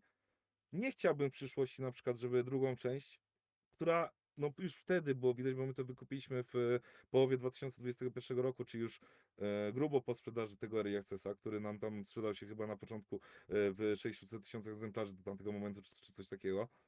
Co Em, na wtedy też było no szaloną to cyfrą, wtedy było absolutnie szaloną. oszałamiające, tak, więc dla nas to, że w ogóle była szansa na wykupienie tego też był wow, duży plus, bo po takim sukcesie no, nikt nie musiał, tak? Mhm. My też mieliśmy inne umowy wcześniej z wydawcą, mieliśmy dużo niższe progi sprzedażowe i to było dla mnie fajnym pokazaniem tego partnerstwa i trochę takiego czegoś, że my zrobiliśmy fajną robotę, oni są wydawcą, spijają powiedzmy też śmietankę z tego tak jak my, ale poszli nam naprzeciw, żeby nas troszeczkę tak jakby docenić, nagrodzić, że zaczęliśmy rozmowę o zmianach warunków umowy, gdzie nie musieli tego robić, no bo oczywiście no umowa to umowa, tak? Nie, Mhm. nie musisz tego Tak. zmieniać, a po sukcesie to szczególnie. Więc poszli nam na to, żeby zmienić umowę na 50/50 i usiąść do rozmów na temat IP. Finalna cena została wyceniona na 2,5 miliona euro. Ghost Runner chociażby sprzedał się za 5 milionów euro. Więc myślę, że to też cena nie była jakoś szalenie duża. Oczywiście to zawsze boli, no bo trzeba było wydać na to pieniądze i tak dalej, ale finalnie, no to chociażby teraz mogę bardzo łatwo o tym mówić, bo widzieliśmy na przykład premierę Housekeepera 2. Posiadanie tego tytułu dla nas, z takim skopem, który on ma, z taką ilością sprzedanych sztuk, z taką perspektywą na sprzedaż jeszcze tej jedynki, to no chyba dla inwestorów powinno mieć to znaczenie, czy mamy możliwość robienia tej drugiej części, czy to Tak. sami, czy z Tak. kimkolwiek innym i tak dalej. Przy okazji właśnie wykupu IP, kiedy spłaciliśmy już finalnie, zmieniliśmy też warunki jakiejkolwiek umowy wydawniczej, którą mamy z wydawcą. e, I też dostosowaliśmy ją do tych warunków. No powiedzieliśmy, no dobra, mamy teraz już spłacone, bo wtedy też oczywiście były milestone'y spłatowe, że tak powiem, zrobione. Trzeba było to spłacić do końca. I to też fajne było zabezpieczenie dla nas, że jeśli nagle by się okazało jakimś sposobem, że ten longseller nie jest dalej longsellerem, czy faktycznie coś się stało z tym tytułem, no to nie musielibyśmy go spłacać do końca, tak? Spłaciliśmy do końca, usiedliśmy, mówimy, dobra, teraz trzeba to poustalać, jasne zasady działania na tym IP. Też zmieniliśmy tą umowę wydawniczą, stworzyliśmy aneks, który reguluje, kto tym zarządza, my w pełni, jakie są przyszłości, możemy decydować absolutnie o tym projekcie w późniejszych aspekcie i też oczywiście zakładam takie coś, że jeśli dojdzie w przyszłości do produkcji na przykład Medievala 2, no to robimy go, wysyłamy też oferty, oczywiście nasz wydawca też zostanie, no bo mają pierwszeństwo w złożeniu oferty, ale nie musimy absolutnie z nim dalej Mhm. robić tego, czy z kimkolwiek innym. Możemy zdecydować absolutnie w każdą stronę, jaki ten tytuł może pójść, co jest super dla spółki finalnie, bo mamy już jedno IP, bo ja zawsze tłumaczę inwestorom, że zawsze mogą być różne sytuacje, czy chociażby na przykład flop drugiego projektu, czy cokolwiek by się nie wydarzyło po drodze naszej. My mamy ten tytuł, który praktycznie, jeśli tylko go zrobimy em, minimalnie tak samo dobrze, z dodatkowymi elementami, których jest masa, które by ludzie chcieli i sami nawet wiemy, co byśmy chcieli na przykład w dwójce osiągnąć i do dwójki dodać, to jest niesamowite zabezpieczenie dla każdej firmy. Po prostu. No, przede wszystkim ustalmy i potwierdźmy i podkreślmy, że te 2,5 WL, 5 milionów Ghost Runnera, no to żeście, jak to się mówi po angielsku, de facto orżnęliście top list, tak? Dzisiejszą wiedzą oczywiście, tak? Z dzisiejszą wiedzą i Wtedy jeszcze to było dokładnie. jakby trochę inaczej, ale dzisiaj to wychodzi, że wychodzicie na tym, te 50% zysku, tak czy inaczej, to w mojej perspektywie jest drugorzędnym tematem, tak? Bo jednak Tak. własność do IP i tego, jaką wartość dzisiaj ma IP i jaką ma przyszłość przed sobą, no to tutaj jakby z całym szacunkiem dla One More Level, to mniemam, że macie dużo większe perspektywy sprzedażowe wy jako Medieval Dynasty, już nawet nie odnosząc się do tego, do sprzedaży Ghost Runnera 2, ale mniemam, że jakkolwiek by się Ghost Runner dobrze nie sprzedał, bo nawet gdyby się sprzedał dużo lepiej niż się faktycznie sprzedał, to wy z sukcesem Koopa absolutnie jesteście dużo, dużo bardziej do przodu i tamte 2,5 miliona w porównaniu do tego, co zapłacą co zapłacił 505 za Ghost Runnera 2, no to prawie, że za darmo żeście wykupili te prawa.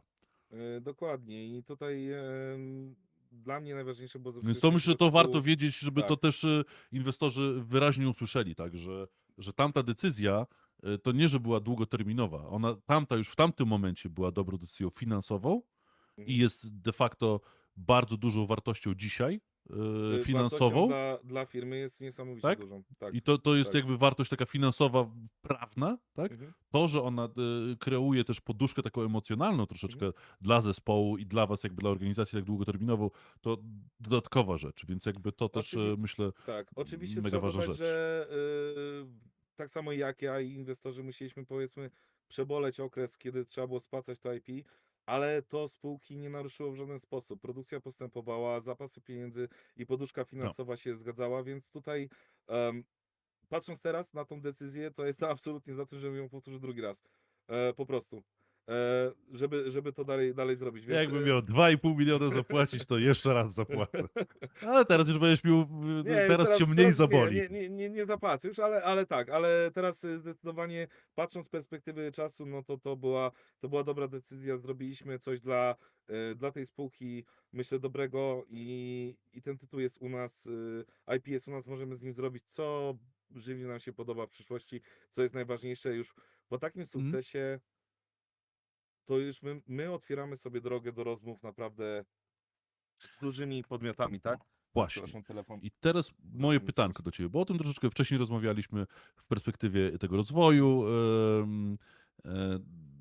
generycznego rozwoju takiego semi-korporacyjnego, intensywnego, ale powolnego, w którą stronę iść.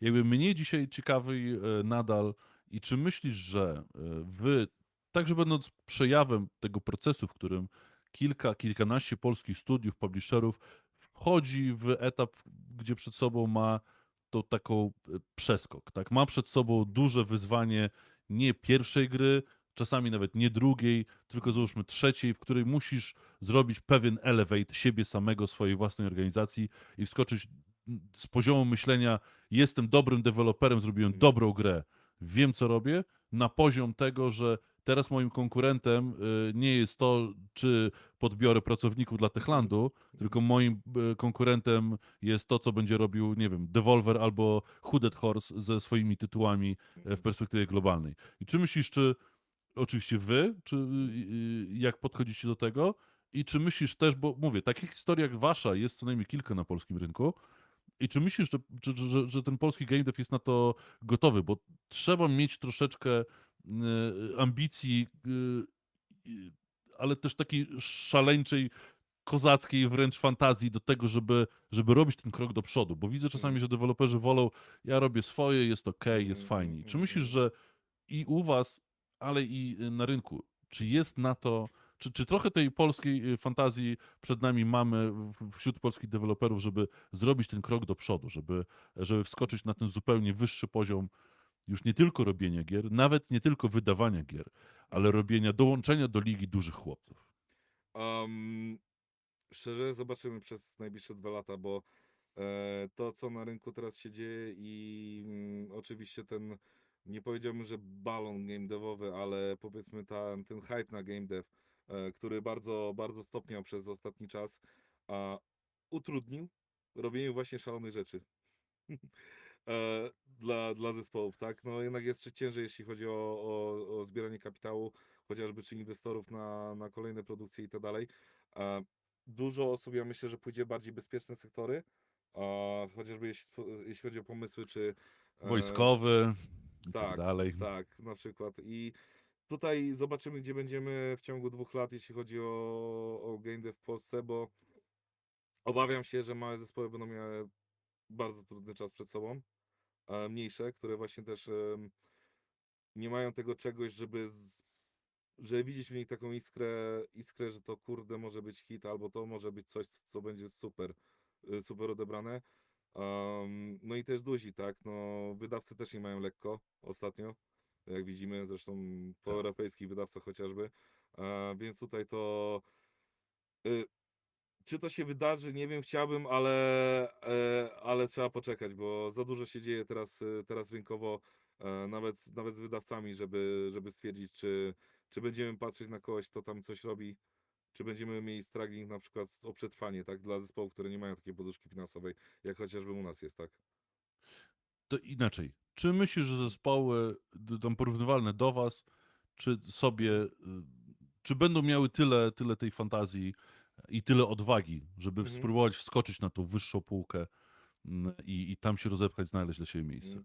Myślę, że zespoły podobne do naszego, jeśli mają ten zespół, który jest już dojrzały, nazwijmy to, bo nasz dojrzewał bardzo długo, to tak, zdecydowanie.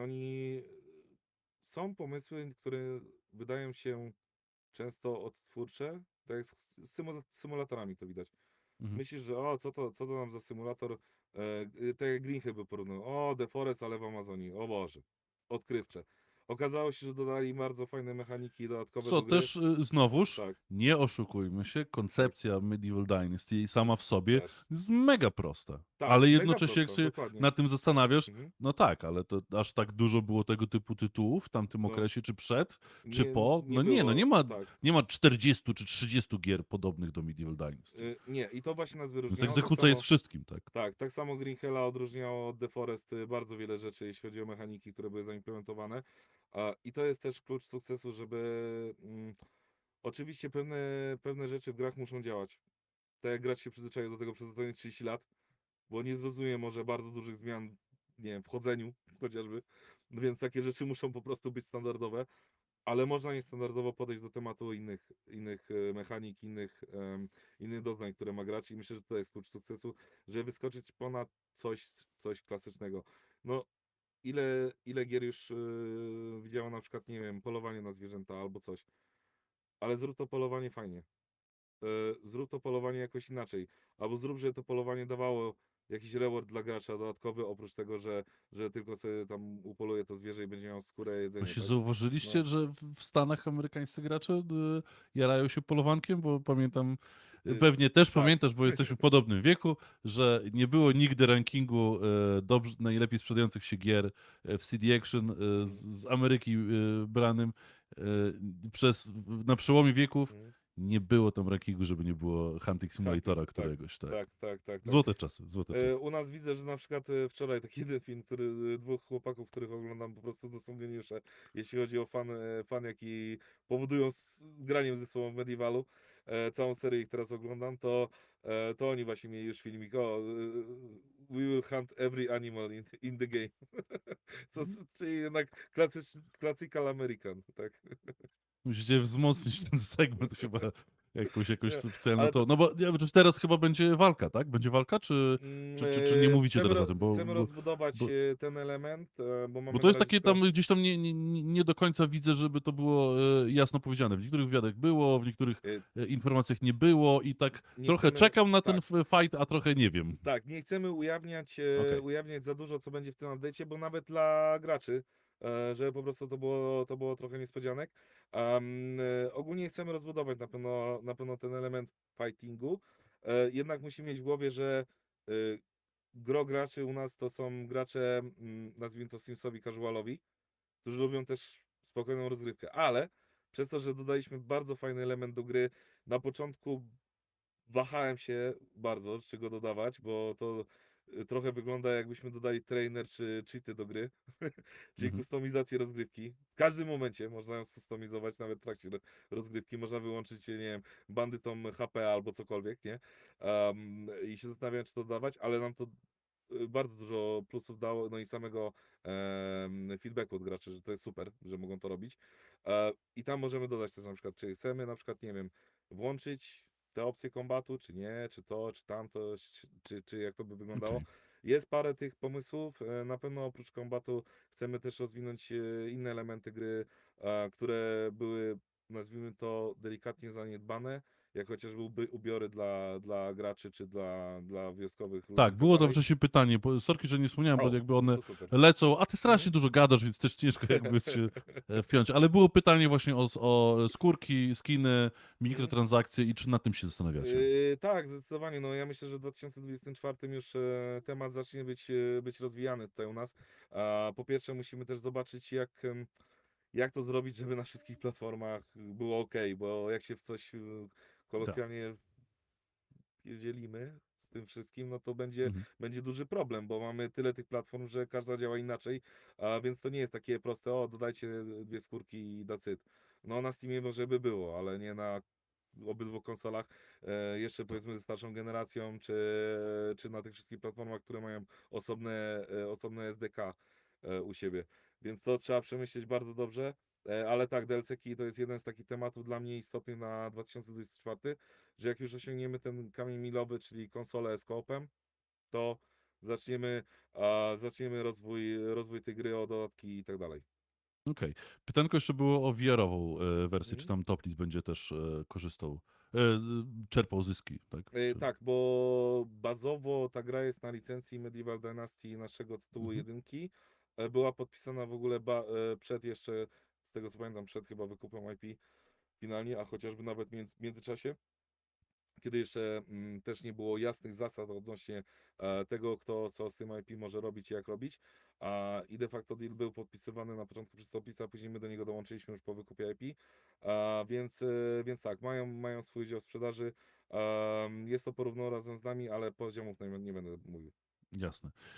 Tutaj też wspomniane było o tym, że no, jaka gra jest podobna, no to Kingdom Mhm. Come Deliverance, ale jednocześnie właśnie podobna, ale jeszcze Zupełnie inny, tak. niekoniecznie, nie? Bo Ja też bym szczerze najprędzej bym to określił jako The Sims z pierwszej osoby w w lesie. średniowieczu. Tak. Tak. Dobrze, pytanko jeszcze było odnośnie, czy jest tutaj odnośnie, czy nie można było wykupić udziału w przychodach Medieval od Toplis zamiast za daną kwotę lub emisję akcji o 20%. Spółka zyskuje kapitalizację, Toplis czerpie zyski z dywidendy, gdzie ma 56%. Czy już nie chcemy wchodzić w Ja myślę, że tutaj już za takie głęboko tematy? wchodzimy w teorię, Okej. co można byłoby. Ja jestem zdania też, że dużo rzeczy pewnie dało się zrobić, albo dałoby się zrobić, albo inne rzeczy. Aczkolwiek my tak naprawdę no mamy, niech Państwo zobaczą, jaki mamy teraz czas za sobą. Intensywne 3 lata rozwoju tytułu na każdym etapie, podnosząc jego poprzeczkę. E, No tak, tak. I, I de facto dla mnie to jest najważniejsze niż teraz zastanawianie się nad tym, co można byłoby zrobić, gdyby. To, to trzeba sobie jasno powiedzieć. Tak samo też jest taka pewna zasada, że mm, póki ktoś nic nie zrobił, to dużo będzie mówił. E, Mhm. Game dev nie jest łatwy i różne decyzje. To był pierwszy inwestor, też inne warunki umów wcześniej i tak dalej. Mogli nie pójść na praktycznie żadną z tych rzeczy, która została dowieziona po drodze, jak wykupy IP, czy chociażby podniesienie progów. Więc myślę, że to jest duży sukces, że udało się takiego partnera znaleźć, bo to nie jest proste. I ja myślę, że każdy, kto by zaczął na przykład taką drogę, ścieżkę game devową, jak chociażby my tutaj znamy z naszych historii, to mógłby się mocno zdziwić i przeliczyć, jak to wygląda od kuchni, jeśli chodzi o biznesową stronę i jak to może wyglądać od kuchni.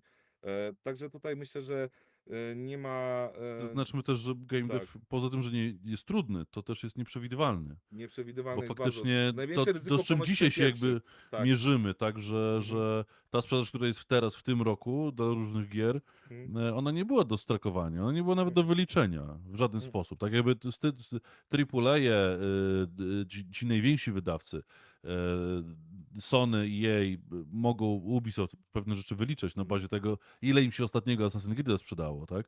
Ale cała reszta rynku, te pozostałe 90 parę procent, mhm. jeśli chodzi o ilościową, czy 99% tak A naprawdę szczególnie nowe ilościowo IP. gier.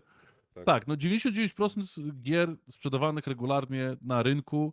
Tam nie ma rzeczy, które można na twardo odnieść, jeśli chodzi o sprzedażowo, jak się Mhm. sprzeda, dlaczego się sprzeda i co można było zrobić, a czego nie można było zrobić, bo zmiennych jest sporo, tak? To nie jest kwestia tylko i wyłącznie dostawcy i odbiorcy, czy też Dokładnie. jakby tego, że wydawca może albo nie może, bo tak naprawdę i wydawca ma kilkanaście wyborów, czy ścieżek wyboru przy każdej de facto decyzji biznesowej i wy również, więc jakby to też trzeba o tym pamiętać, tak? Dokładnie. E, Także ja myślę, że tutaj trzeba podejść na chłodno. My spółkę, patrzeć na spółkę jako spółkę, gdzie ona idzie, jakie będzie miała przychody w przyszłości, tak samo jak będzie wyglądał rozwój Medievala i ten jego ogon sprzedażowy, bo to są chyba najważniejsze KPI, które są przed spółką. Oczywiście w przyszłości nowy projekt i kolejna na przykład, nie wiem, część Medievala i tak dalej. To są Voiceover rzeczy jeszcze było ważne. pytanko. Jeszcze było pytanko o voiceovery, bo to też Mhm, jakby. No, jest to jakiś element, nie? Bo mhm, znowuż do Kingdom Come to jakby mówię, to trochę inaczej się odnosić, bo też jakby gra inaczej była planowana i też tak. no, w innej rzeczywistości tworzona, Tak. I to nie był oszukujmy RPG się. taki z krwi i kości, tak. Tak, ale do Valheima jak się porównamy, no to tam no te voiceovery no trochę są, Mhm. trochę nie są, ale tamta no właśnie, no, Mhm. u nich też nie ma voiceoverów takich U w nas, pełni, tyle że no no tak. warstwa dźwiękowa jest jakby muzyczna na pewno Mhm. inna niż u was, nie? U nas jest i tak już teraz przy tym update'cie koopowym dużo, dużo lepiej niż było na początku, bo na początku voiceovery nagraliśmy przez zewnętrzne podmioty, tylko na zasadzie najprostszych rzeczy, które można było zaimplementować, czyli hi, hello, goodbye, które NPC mówiły. Teraz dodaliśmy tak zwane czatery, czyli to, co słyszysz w tle, jak w Wiedźminie się przechodziło przez miasto i oni coś Mhm. sobie tam rozmawiali, ci NPC, no to u nas to dodaliśmy teraz. Było to Ale te pierwsze kurczaki podejście. teraz drogie, dajcie panie spokój, no. Dokładnie, dokładnie. Dodaliśmy to jako bonus do tego koopa, bo chcieliśmy po prostu przetestować na przykład studia dźwięku, które mamy u siebie i spróbować znaleźć u nas na rynku lokalnym aktorów, którzy byliby w stanie nagrywać takie rzeczy. A największą przeszkodą do dodania na przykład całości voiceoverów do naszej gry było to, że mamy mechanikę starzenia się ludzi w grze. Czyli to samo trzeba byłoby nagrać dla dzieciaka, dla nastolatka, dla dorosłego, dla starego, w dwóch wersjach płci i w kilkunastu wersjach, że tak powiem, osób, które by to nagrywały, żeby nie było słychać w kółko tej samej osoby. To jest nas Brzmi jak większy. robota dla AI. To jest robota. Testowaliśmy ja i niestety te rozwiązania, które są dostępne na rynku jeszcze nie spełniają moich oczekiwań jakościowych. Tak To, delikatnie du, bym to powiedział. dużo powiedziane, bo ja ostatnio my się bawiliśmy też w jeden trailer, który AI czytało i em, Do prostych rzeczy to to nie jest jest tak, spoko. że Tak, to nie jest idealna forma. tak, Da się tam to gdzieś tak, doprowadzić tak. i nie zawsze wychodzi, ale takie standardowe Mhm, podejście to jest, że puszczasz tekst i mhm, AI czyta przez parę sekund, a potem zaczyna robić miny i wykrzywiać głos z mhm. jakiegoś absurdalnego powodu, Tak. więc to Nie nie jest jest. takie różowe, Tak, że AI wszystko zrobi, tak. nie? To jeszcze nie jest ten etap, że jak my przepuszczaliśmy przez AI kilka naszych tekstów, ale widzieliśmy, że na przykład właśnie to, co powiedziałeś, intonacja, charakterystyka, samo aktorstwo w tym, co oni mówią, Tak, nie siedziało i było słychać mimo wszystko to, że to jest sztuczne. Było to słychać, także tak. stwierdziliśmy, że spróbujmy po prostu zebrać aktorów tutaj z Polski. Na przyszłość będziemy mieli też bazę dla nas, no, na kontakt i do użytku u nas. Em, I się udało to zrobić. Udało się tym zrobić niezbędnym, nazwijmy, minimum, żeby w grze było. Na tyle, na ile systemy pozwalały. No bo faktycznie, jak ja pomyślałem o tym, ile mamy tekstu, a mamy ponad 400 000 słów w grze, e, i trzeba byłoby to nagrać 18 czy 20 razy przez różnych aktorów, żeby były różne głosy tego samego powtarzającego się w kółko, no to jest task praktycznie niemożliwy Brzmi do jak zrobienia. task dla Tak, AAA-owego studia, którym tak. przecież w końcu e, jesteście. No, takie są oczekiwania inwestorów, To, więc ale bierzcie się do roboty. będę obserwował, jeśli Rockstar to zrobi, to może. Nie, no, nie oszukujmy się, nie? To jakby jest... To nie no-brainer, oni będą mieli nawet po hiszpańsku. Więc No, myślę, że to chyba drugi język odbiorców tak, tak, tak. tejże gry, ale to zostawmy. Dobrze, słuchaj, bo już się trochę ty się rozgadałeś w dużej mierze. Nie? Ja lubię rozmawiać, o Jezus, jak mi pozwolisz, tylko to nie pozwalaj. Chyba trochę pozwalałem, tak mi się Po, wydaje po, przynajmniej. nie, pozwalałeś, ja dziękuję Ci za możliwość porozmawiania, bo lubię, lubię na takie tematy właśnie typowo, które mnie interesują, no a widać, że raczej pasjonujesz tym, co robię, to lubię porozmawiać po prostu i Jesteś ten... po prostu najciekawszą osobą, jaką znasz, to dlatego. może za dużo Albo powiedziane. przynajmniej w pierwszej piątce jesteś, no. Tak, ale lubię porozmawiać o tematach, które mnie interesują i też tłumaczyć ludziom tak samo jak ci inwestorzy, bo ja domyślałem się, że Mhm. zaszczycą nas tutaj uczestnictwem, żeby troszeczkę od kuchni zobaczyć, jak to wygląda, a nie tylko tak z perspektywy kursu na giełdzie, no bo to nie jest wszystko. Tutaj trzeba patrzeć długofalowo na spółkę, tak samo jak powiedziałeś, bardzo mi się to podobało o tych startupach w Stanach. No, e, tam nie recenzuje się startupu po 5 minutach od wyjścia sprzedaży, tak? Tylko o tym, gdzie on jest za 10 lat.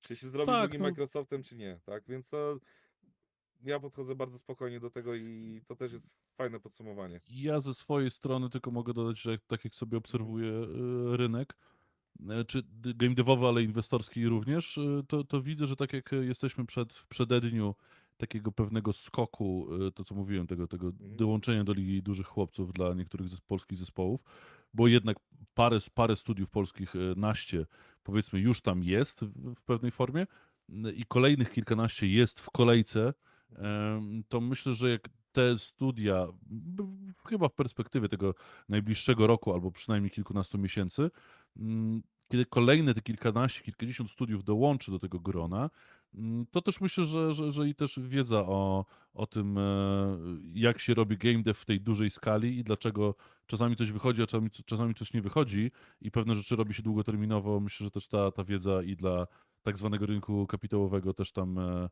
się pojawi, też dotrze. Więc sobie tego, myślę, powinniśmy No, życzyć, tak, żeby, oczywiście. żebyśmy dorośli do jakby swoich własnych tak naprawdę wybujałych ambicji, które Mhm. 10 lat temu były absolutnie nierealne, ale się okazało, że są i teraz tylko musimy zrobić więcej niż robiliśmy, bo chyba jesteśmy w stanie i mamy ku temu wszelkie możliwości. Oczywiście. Także ja Ci bardzo dziękuję. Bardzo fajnie się gadało. Bardzo fajnie, że udało się poruszyć sporo różnych wątków i na parę nawet pytań odpowiedzieć. Także też dziękuję za udział wszystkim inwestorom, komentatorom, bo mniemam, że wszyscy jesteśmy w tym tak naprawdę razem, jako grupa zainteresowanych. A o tyle fajnie, że Medieval Dynasty jest wdzięcznym tematem, trochę może nawet zaskakującym, bo ja spodziewałem się jakiegoś tam sukcesu, ale ten, który nam zgotowaliście, myślę, wykroczył ponad wszelkie oczekiwania, więc tym bardziej dzięki za to i bardzo fajnie, że się udało, graty za to. Super. Teraz Wesołych szerokości, świąt. Godspeed na kolejnych ścieżkach wesołych świąt i słyszymy się.